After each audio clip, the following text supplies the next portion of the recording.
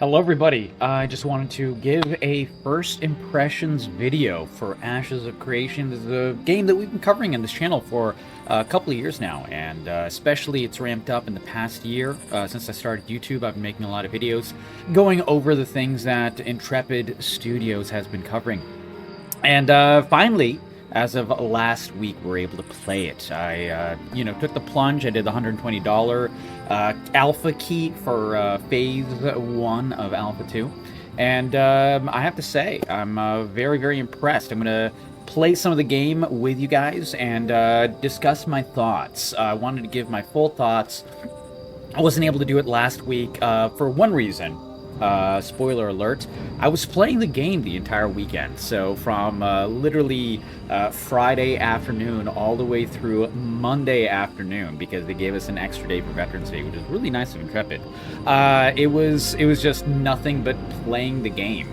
So vote in its favor already. The game is so good, in the first weekend just could not put it down. And of course, now that we're in the second weekend, it is the 16th of November, so this is weekend 2.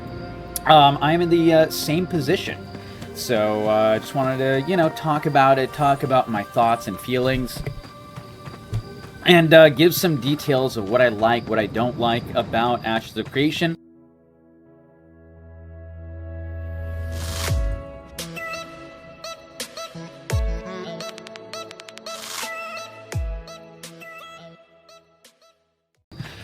First of all, we have played in the channel, by the way, if you guys are new in here, twitch.tv/capcorgi is where I've been playing all of these things and covering it on YouTube as well. This game is expensive. It's expensive buy-in, $120. That is no joke. However, I can tell you from someone who has been, thinking about this game really desperate, as the saying goes, for a good MMO. This really does harken back to the old school days of games like Arcade 1, Ultima Online, so on and so forth. Like all of these types of games, this EverQuest 1 and 2, this really goes back to that era. A lot of grinding, so the grind level is extremely, extremely high, but it's filled with a world that is just expansive and interesting. Look at this, guys. Look at this. Look at this skybox. Look at these worlds. All of the things on the ground are things that you can explore. See that hill over there? We can go there. In fact, I'm planning to. If you see a building in the distance, you can get to that building. All of these types of ingredients is what makes the world extremely, extremely immersive. Now, would I recommend this game for a brand new player? Say you're like, man, I really want to play a new MMO. I wonder how this game would be. Should I just get this right now? Guys, we're in early alpha. So as a result, in early alpha, what that means is the game is extremely, extremely early. Quests are not fleshed out. I've actually run into a couple of dead-end quests myself where it looks like it's the start to one and they just didn't finish it out yet. So there's kind of just like, a little bit of emptiness in that way. It's totally understandable because, like I said, it's an alpha. I don't expect the game to be finished. What is really good, though, so yeah, if you're wondering about if you want to buy this game, I would say wait on the game because it is extremely, extremely early, and it's $120 right now to play it. Now, $110, also this game is only playable 3 days a week. So I'm talking about Fridays, Saturdays, and Sundays generally is the gameplay cadence, at least until the end of December. And December, I think, is the 21st or 22nd. They'll be starting the second phase of Alpha 2. And then it'll be 5 days a week, and it'll be a lot more fleshed out. They'll be adding, I think, the rogue at that point. They'll be focusing more on the node system and so on and so forth. So that's more of the time that if you really want to spend the, larger amount of money in order to be able to play this game, that would be a good time. There's going to be a major wipe for all of our characters as well in the end of December, so everyone will be starting fresh. I would say if you're really wanting to spend over $100 on an questionable MMO in terms of, like, you don't really know if it's good or not, that would be the time to do it. So you have a solid 5 months between that and the third phase. So I think the third phase is in April or May. So it's plenty of time. Now, as of the ingredients of the game, I'm going to break it down into several different areas. So I'd already talked about world immersion, which is a huge thing for me. One of the other things is the gameplay. The gameplay is actually what really shocked me with how good the quality was. As you can see, I'm playing the tank, and the tank is a very interesting class because it's not considered like, you know, in World of Warcraft, it's considered the warrior, and you can go tank spec, or the paladin, you can go tank spec, so on and so forth. No, these are archetypes. So fighter is an archetype, mage is an archetype, tank is an archetype, even though it sounds very silly to call the tank the archetype. I would say that's the only really weird sounding archetype, the tank. I think the other ones are like much more like normal sounding ranger and so on and so forth. So, you know, besides the name alone, the gameplay for like the tank, for example, is extremely smooth. The only downside I can tell you for the gameplay so far, the movement is smooth, the fighting is smooth, as you can tell. Everything is very, very responsive abilities as soon as you press them. There's no jank or anything like that. You can dodge abilities using the dodge roll that I just showed. You can hold up your shield. This is the only downside. Active blocking. I'm not a big fan of active blocking, and there are ways to mitigate that. There are ways to add like passive block mechanics and so on and so forth, at least that I've only found so far in the skill tree. But you can find these things. They're just not very focused on, and really what the game is trying to push you into, understandably, because that's just the game design, is the active blocking mechanic. Holding E, you raise up your shield, and you can tank, you know, one or more abilities. Now, I'm not a big fan of that because I kind of like the design of you have like passive stats for blocking. You can build for it in your build and everything like that. And the rest of the time, you're just using your actual fun abilities. The active blocking kind of takes away from that. Besides active blocking, the gameplay is unironically completely stellar. I'm actually shocked at how good it is. I'm actually shocked at how fun it is to play. It really feels worth it. And it really feels extremely smooth. I've been playing multiple different classes. I've not played the Ranger at all. And I've not... Hold on. God, I ran into another guy. I've not played the... let's see. There are 6 classes available. Obviously, I'm playing tank right now. I started with a fighter. That is my highest level. Right now, this guy's level 7 on the tank. My fighter is level, I would say, I think 11, if I'm not mistaken. Also very fun, by the way. Really fun class. The cleric is shockingly good. And you can really make a lot of different things work with the cleric. You can make him a healer, you can make more of like a paladin, like ret paladin style DPS. You can do all kinds of different things with the paladin. And, sorry, cleric. I made him into a paladin, but he's definitely called the cleric. And I played a decent amount of the mage. Only got him up to level 6, so he's my lowest level character. But still at least got a feel for the character. And there's a 6th class Bard. I've not tried the Bard yet. Bard is next on my list. Extremely excited for the Bard. I've heard very good things. But yeah, as you can see, the gameplay is incredibly smooth, especially for an alpha. I've played a lot of alphas in my time, guys. I've played a lot of alphas. I've played a lot of betas of various games. And I can tell you, there's lots of games in the MMO space where even the fully launched game is just not as smooth gameplay-wise as Ashes of Creation. Case in point, the one that I pointed out to my community while streaming and to people that I've made friends in the game, guild mates and so on, and I've been looking for new guilds and so on and so forth. The game that I compare it to is Throne and Liberty. Throne and Liberty is also Unreal Engine, so that's one reason I compare it. It's Unreal 4, this is Unreal 5. The world is fully built in Throne and Liberty, so that is, you know, the upside there. But the gameplay of Throne and Liberty, the moment-to-moment gameplay, is not smooth. it's very, very floaty. There's no floatiness to this game. It's completely weighty. The things you do have weight. You're not slipping and sliding everywhere. And all of your strikes, when they look like they're gonna hit, they hit. Which, sounds weird, but for an alpha, this is not always the case. And for a game like Throne Liberty, for a fully released game, this can also not be the case sometimes. So that is one of the really, really good things of Ashes of Creation. Now, the other really interesting part of Ashes of Creation is how the gameplay is set up. So it is set up with a couple of things in mind. First of all, grinding is huge, and that is, not everyone's cup of tea. But right now, there's not really fully fleshed out quests. They said that they're going to add more. They already have added more in just from last week to this week. So also a really, really big W for Intrepid Studios. Massive patch changes from just 1 week, where they've changed entire mechanics and so on and so forth. Try to, just smooth out the gameplay experience, make things better. I know people might have heard about the Asmongold situation where he tried to play the game and got permaganked, and so they added safe zones. They added like an entire area. And an aspect of the game where you cannot kill someone when they're under level 6. All kinds of stuff like that they added in just for that Asmongold situation.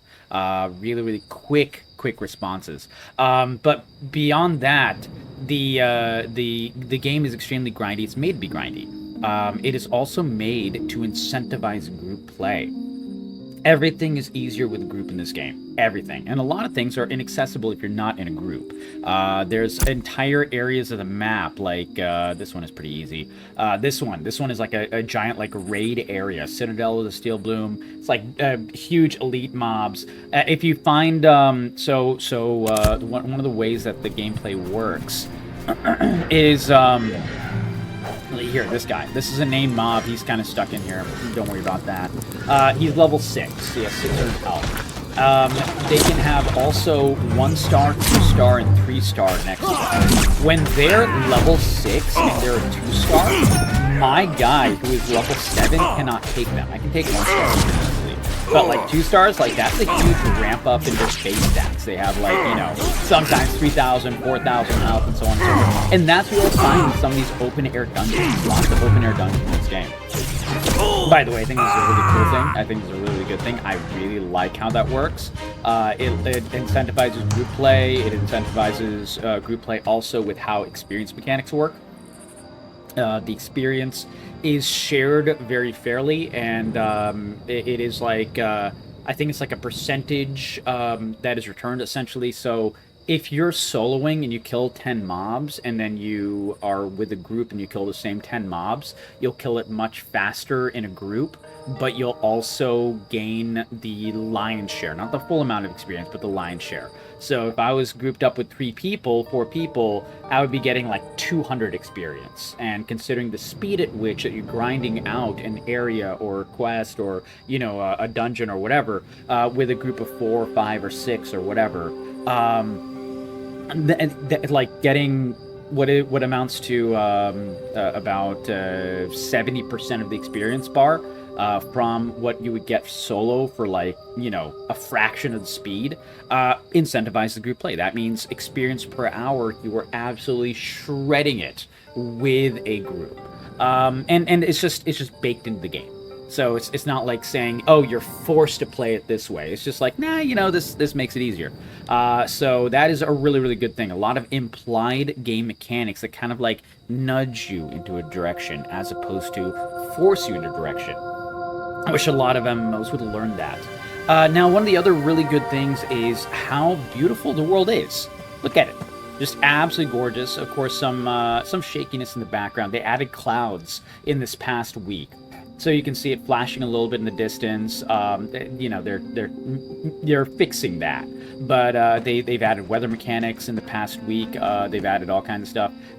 You can see very, very far. The draw distance in the game is extremely, extremely, extremely far. You can see these. If you go up, if you mark this tree, you go up. This is not like a pre-render that's just like in the background. That tree will be there, and you can cut it down. And so that's again another extremely nice thing. One of the big issues with, for example, World of Warcraft is the game engine is so old, the draw distance is quite terrible. So that the graphics are very good, very immersive. Some people don't like the graphical art style. I actually think it's pretty good. I think it can be, of course, improved, and they fully plan on improving it. For example, character creator only has like 4 or 5 hairstyles, and like a couple of the races, like the orcs and stuff, only have like 2. So obviously those things will be fixed. But some things are really fleshed out. Like you can contour every single aspect of your character's face. You can contour his forehead to be a certain distance, certain size, certain look. You can do the same thing with the eyes. You can basically tailor make your entire face. But things like hair, things like style, things like that, those are being added. And so I wouldn't expect a fully, fleshed out game in terms of that case. But they're already adding major ingredients. The other big part of immersion is twofold. First of all, the music. Music is gorgeous. Music is often, I think they're going to add more tracks. Right now it's kind of just the same, like I would say 8, 9 tracks over and over again, depending on what area you're in and so on and so forth. If you're in a fight, if you're not in a fight, that's okay. They'll add more. But they're still beautiful. You can look up the soundtrack for Ashes of Creation and play it in the background, and I'd highly recommend it. The other part of immersion is how interesting and how nice it is to explore the world. And let me tell you, that is a highlight of Ashes of Creation. There are so many hidden paths. There are so many areas to go. The world is gigantic. So this is the entire play area that we have. Everything from this area, going all along this border right up here. This is empty, so there's nothing there yet. All the way down here, all the way to this light, teal blue over here, and along this water's edge. This is the play area right here, going down over here. All of these areas are filled with mobs, filled with groups, filled with areas, filled with items, filled with nodes, and so on and so forth. This area is bigger, I think. I'm not sure about this, but I think it's bigger than like the entire world of New World. Like just the entire thing. Like the entire first main huge continent from north to south. This world of Ashes of Creation, which is not the entire world that'll be available for us when the game launches. This is only 5 nodes. Each one of these is a single node. You can think of it as like the states, United States of America. You can think of this as like, Montana, Missouri, Ohio, New Jersey, whatever. There doesn't geographically make sense. I'm just tossing out names. And with these 5 states out of, say, like 60, I think 8 of them is what we're planned to have. This entire just 5 nodes is bigger than the world of New World. Walking from one end to the other takes freaking forever, but in a good way, because it's like super long, it's super immersive. There's so many things to explore. There's so many areas to go, animals to kill, fish to fish, all kinds of stuff. It's great. It's great. And they're fully fleshing out. They've already added, like, in the span of the first 2 weeks of the first phase of the alpha, the ones I wasn't a part of, this entire area didn't exist. Samia's Hope, it just wasn't there. When I started the alpha last week, that's when they added Samia's Hope. So they're just adding things. They're just adding cities. They're just adding quest lines. They're just adding these things. And these are the things that they will be adding as the alphas and later on the betas go forth. In the meantime, what this game is, and this is a little bit of a detraction, but it's not too bad, is that it is basically a network test. Right now, from now until December, is them trying to iron out all of the possible server issues. And we've had a few.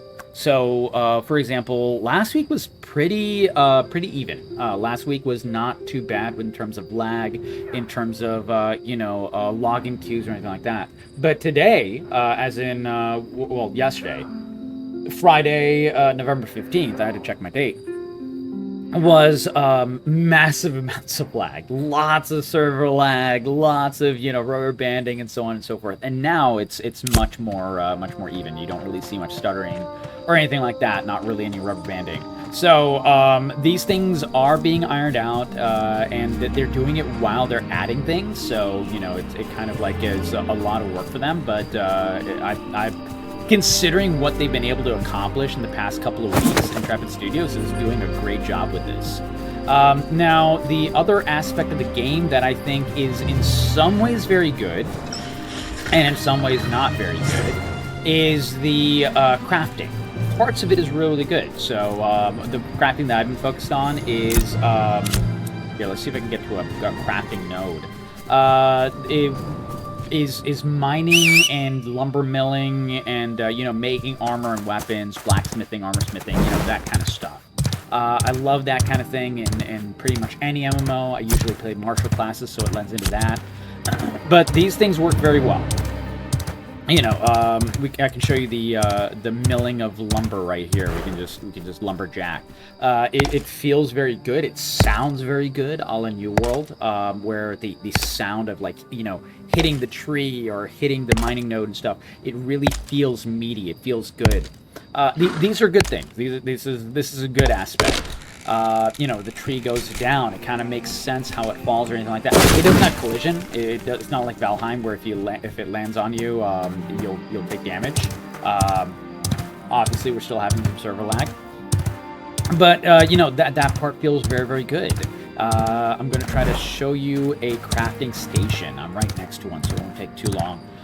The crafting itself works pretty good as well. It's very intricate. You need things from a lot of different gathering professions. There's multiple gathering professions, multiple processing professions, and then multiple crafting professions. So what I just did with, knocking down the tree was the gathering part.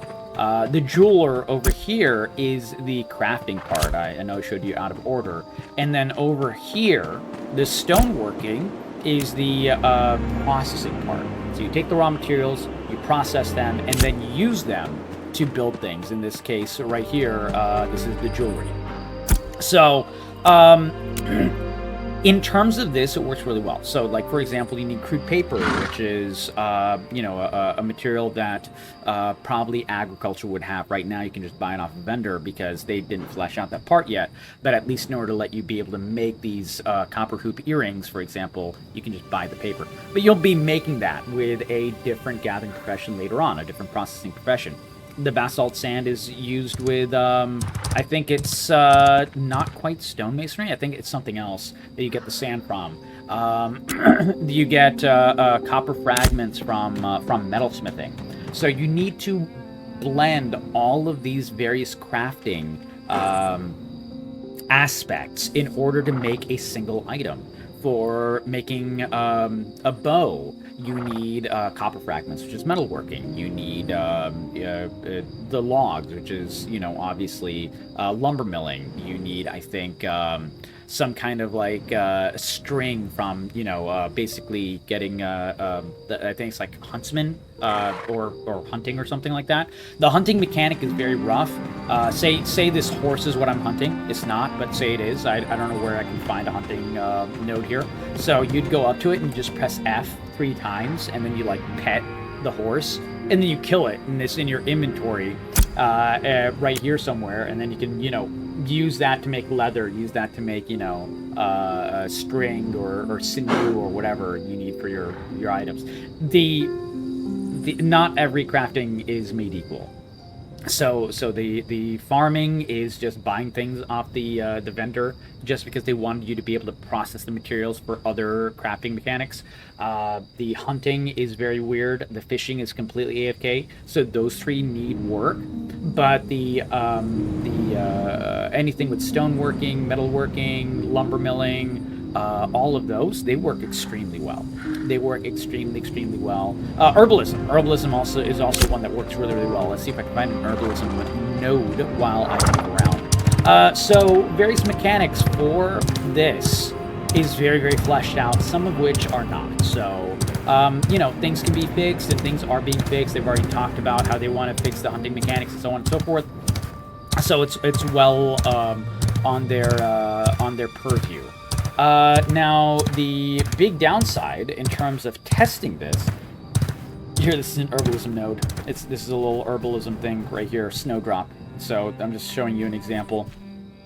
There you go. See, a nice little sound, nice little look. It has weight to it. Very nice. The downside is everything, because everything is related to each other. And you need copper to make like a bow. You need zinc to make any armor, which is a mining node. A lot of things are bottlenecked right now because we are in the Riverlands, and the Riverlands obviously doesn't have that much. There's no mine shafts in the Riverlands. There's no cave networks in the Riverlands, at least not many that I've found. And so a lot of times, people are not, and by people I mean me, because I've focused a lot on the crafting. I love crafting in video games. It's hard to find copper and zinc. So everything is bottlenecked. Everyone is using their copper for their own, personal use and so on. So, Joe Schmo, who doesn't know where, the grind spots are to, get these zinc and copper fragments and so on and so forth, we're losing our minds trying to find mining nodes. Everything else is pretty plentiful. You can find fish everywhere. You can find, the hunting nodes anywhere. You can you find the herbalism, plants everywhere. You can even find flax and cotton everywhere. You can find food nodes everywhere as well. But you cannot find mining nodes anywhere. It's so freaking hard to find mining nodes. You can find plenty of stone. I found stone all the live long day. But finding copper and zinc, which you need directly for any weapon and armor, is extremely uneven. I really, really hope and wish Intrepid would up the node count for the mining nodes. It is definitely a bottleneck that everyone is dealing with, and we want to give feedback for the higher tier crafting, but we're all stuck on tier 1 because the tier 1 materials are impossible to find. Just a thing, but it is a thing. And so yeah, there's upsides and downsides to crafting in terms of what the crafting is, like how it's supposed to work together.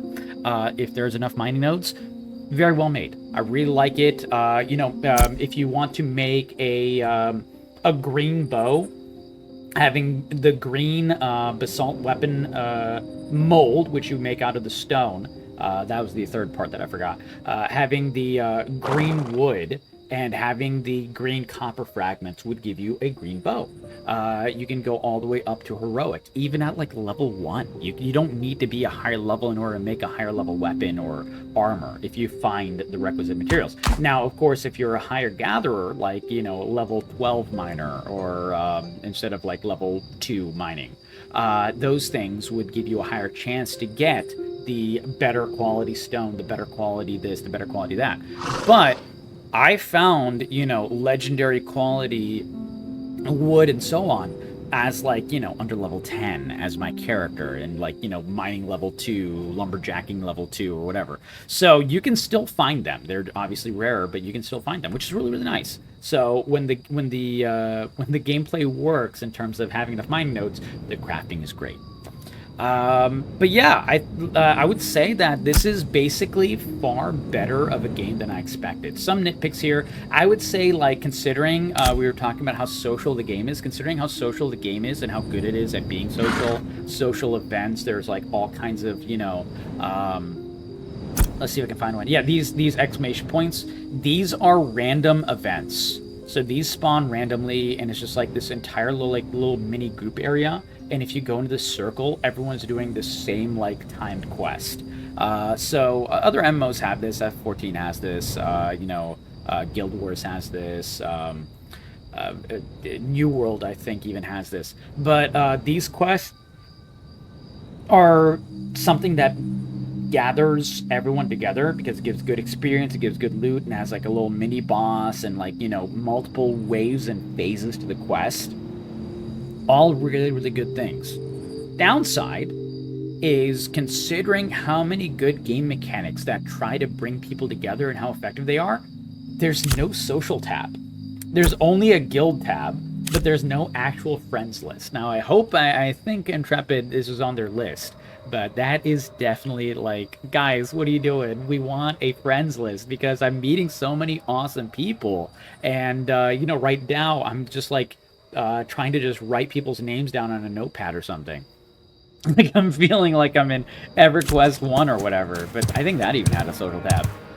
But yeah, so there's things that are like, a little rough around the edges, but in terms of actual gameplay, in terms of actual mechanics, in terms of the bones of the game, what the story arcs would be looking like, what raising your nodes would be. These are extremely, extremely effective. Now, let me talk a little bit about the node system. So when you start out, you are in Lionhold, this little area over here. And as you can see, it has all of these colors bordering on it, but it has no color itself. This is because there is no node here. The entire node system is what Ashes of Creation is based out of. So instead, what you want to do is, obviously, when you're able to get out of the beginning area, get out of the beginning area. And you can really focus on any one of these nodes. New Ayla is an economic node, so it has more things made for trading. Halcyon is divine, so they haven't added religions in the game yet, but this would be a node focused around that side of the gameplay. Winstead is a martial one, so more focused on quests and fighting monsters, PvP, so on and so forth. This is what this node would be focused around, and each one of these can have a mayor.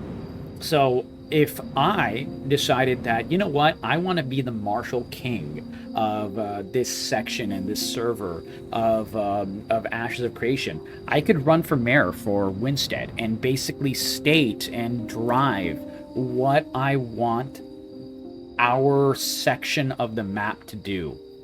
You can only make so many crafting stations, for example. So Winstead, which is where my guild Miraleth is where my guild is located. We want to make like we want to build the pickaxes, we want to build the swords and everything like that. So we're making a factory here. That is something that we can do, and we're doing that. Other places might choose to focus on, farming, other fishing, things like that. And each one of these types of activities is extremely, extremely useful. Another really good thing I wanted to mention before I forget is that in terms of crafting, you can get everything in terms of crafting at a decent level. So I have, is it skills? Skill book. Yeah. So you can learn herbalism, you can learn mining, you can do hunting, you can do fishing, you can do lumberjacking all at the beginning of the game. And you can do this at the journeyman level, the apprentice level, all to your heart's content. You can only pick 2 to take to the grandmaster level. But you can do all of the other crafting professions and everything like that, all the way up to everything under the Grandmaster level. And we're not even close to that at release. But that's what they're thinking of, which is really, really good. That means that you can do most of the crafting, everyone. However much crafting you want to focus on. It's a huge grind, but if you really want to do it, like I do, you could do everything. You don't have to just do mining and blacksmithing. Blacksmithing is actually, divided into armor smithing and weaponsmithing. So you can focus on just mining and weaponsmithing, and then do everything a little bit less. You can still do herbalism, you can still do hunting a little bit less, you can still do fishing, you can still do carpentry, you can still do all of those other things at a lower level. But you have the main 2. Everyone can have the main 2, and no one is locked out of doing the crafting for any of the other smaller crafting things that they want to do. I think that makes for a better gameplay loop. I think that makes it so if you need to make, like, say you want to make a legendary bow, and you can make like a really, really good, not legendary, so let's do one level under legendary, an epic bow. And you are going lumberjacking, you want to make really, really good lumber, you are still able to get the purple mining nodes, and you can still get the purple basalt in order to make the mold for your bow and so on, just by virtue of playing by yourself, if you want. Now, it'll take a lot longer, but you can still do it. Now, the game incentivizes you to specialize, and the game incentivizes you to trade and so on, which is great. but you're not locked into it. World of Warcraft, for example, if you know, you can only really take 2 major professions and multiple minor ones. You can take cooking and fishing and, bandaging and all that, but you can only choose mining, blacksmithing. You can only choose leatherworking and, skinning, and so on and so forth. So this game really, really opens the crafting side up. It's really making that a focus in the game. Another extremely big W. So yeah, I would say that if you are wanting to play Ashes of Creation, I would wait. I would watch your favorite content creators. I would watch your favorite YouTube videos, and I would prepare. If you want to spend $100, I would say buy it in December.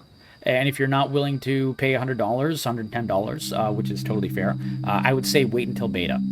Because when the game launches, there is no box price. So right now the price is extremely high because they're trying to, raise money for the server costs and so on. There's like 25,000 people playing the game right now, which is quite a significant number for an alpha. I think it might be one of like the most active alphas I've ever seen. But there obviously that comes with a lot of high incurred costs, and this offsets that, and also raise enough money for them to continue development.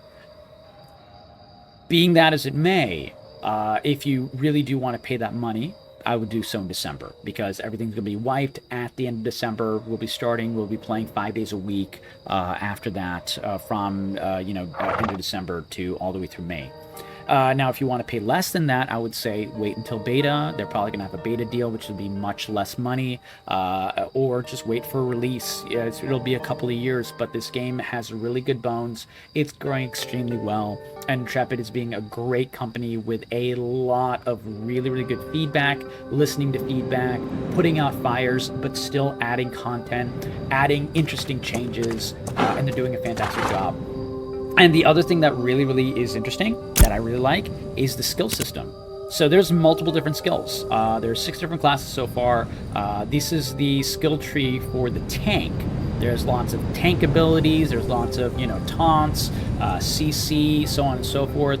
But there's also lots of damage. You can focus on making yourself a support tank, a damage tank, an AoE tank, a single target tank. All of these or none of these. Very shallow. You can go very deep into one of these types of specs. And it's not like you're, like the 3 skill trees of World of Warcraft. It actually broadens it a lot more. Fewer skills, but each one is much more impactful. Now, what they also have is weapons. You can always equip 2 different types of weapons, one ranged and one melee. And so, for example, I'm going one-handed sword, and I'm going a spell book. So one-handed sword is, you can use a sword shield. You can, that lends into tanking very well. And then my spell book is actually a spell book that does, which is really funny.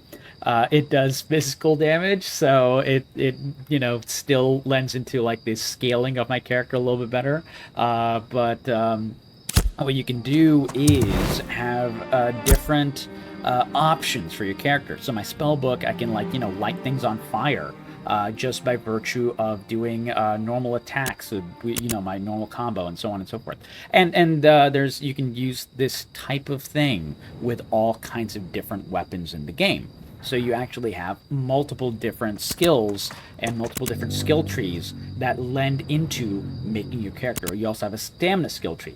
And this is not even going into augments. Augments will come out with more races and so on and so forth later, and what you can focus your character on. So if your character is a dwarf blacksmith, that'll give you different augments than if you were an orc astronomer. And so yeah, there's a lot of different nuance that will be added later on in the game. But even now, in early alpha, I have tried 5 different ways of playing my tank. I've tried 4 different ways of playing my cleric: full healer, support healer, off tank, and full DPS, which is my favorite, just basically making a ret paladin. And it's great. Like the skill trees feel very broad. There's a limited number of skill points. It really makes you pick and choose your abilities, and also respecs are free. So if I'm doing like a whole bunch of AoE grinding, I will have one different spec. Now, you can just press the respec button, or you can just right click, and then you can just add, you know, the different ability, and you can just change it up however you want, whenever you want, out of combat. So it's extremely malleable. It's extremely malleable, and this lends into the choose your own adventure style feel of Ashes of Creation, the fully D&D style feel of Ashes of Creation, and I love it. So I want you guys to know, just as someone who has been wishing for the old school style of MMOs, this really does harken back to that. And, you know, Godspeed to Intrepid and Ashes of Creation. And I'll be making more content for this game as time goes on. We'll be having guides up on this channel. We'll be having all kinds of gameplay on this channel. We'll be having all kinds of, you know, discussions and all kinds of stuff. Because this game was, no doubt and no hyperbole, everything I wanted from an MMO and more so far. Hopefully it continues, and I will let you guys know the good, the bad, or ugly. I will always give to you straight, and I'll always give you the authentic take. So, hope you guys enjoyed the video. Let me know what you think. Leave a comment in the comments below. What do you guys think of Ashes of Creation? What do you guys think of the gameplay? What do you guys think of the changes? What do you guys think of the issues? The good, bad, and ugly. And let me know what you guys want to see more from this channel in the future. And I'll catch you guys in the next video. Thank you so much. Leave a like and a sub to this video, because I would like to make this a very big part of my content going forward. If you guys like that, let me know. But of course, we're always going to be variety.